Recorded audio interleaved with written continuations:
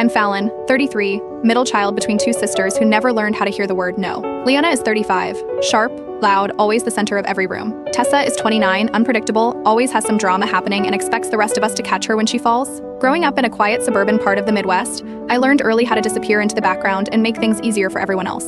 I never minded being the one who stayed calm, stayed dependable, until I realized what it was costing me. Our parents meant well, I'll give them that. But they always seemed to miss how uneven things really were. Leona was the go-getter. She moved out at 20 and started her own marketing firm by 25. Tessa? She was the baby. She stayed home the longest, drifted through part-time jobs and situationships, and always had some new meltdown or request. I went to school, worked part-time, contributed to bills, and kept my head down.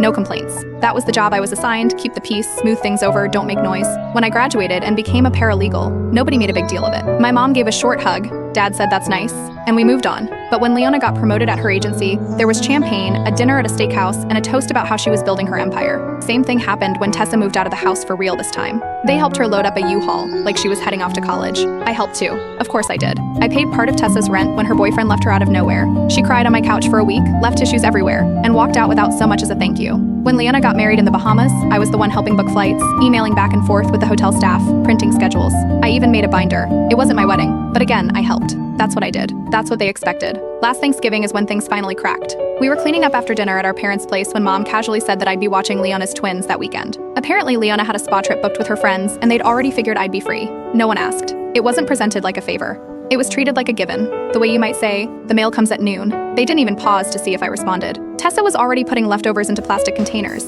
Leona was scrolling through her phone. My mom looked at me like, "You'll be fine, right?" And then moved on to talking about pie. I stood there with a plate in my hand and realized I'd canceled a trip I had planned that same weekend. I was supposed to be out of town with someone I'd started seeing. He was the first guy in a long time who seemed interested in me, not just in what I could do for him. When I told him I had to reschedule, he backed off completely. A few days later, he stopped texting. When I asked why, he said I seemed like someone who was always available for everyone but herself.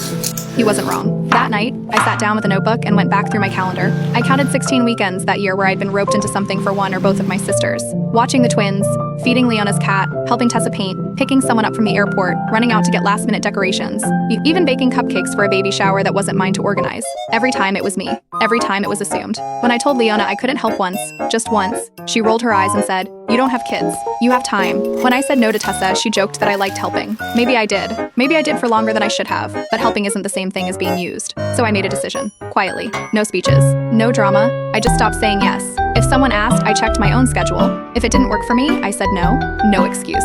No apology. Just no. I didn't tell anyone I was changing things. I didn't ask them to notice. But I did watch what happened when the answer wasn't automatic anymore. The world didn't collapse. But a few people started to trip. And for the first time, I didn't rush to catch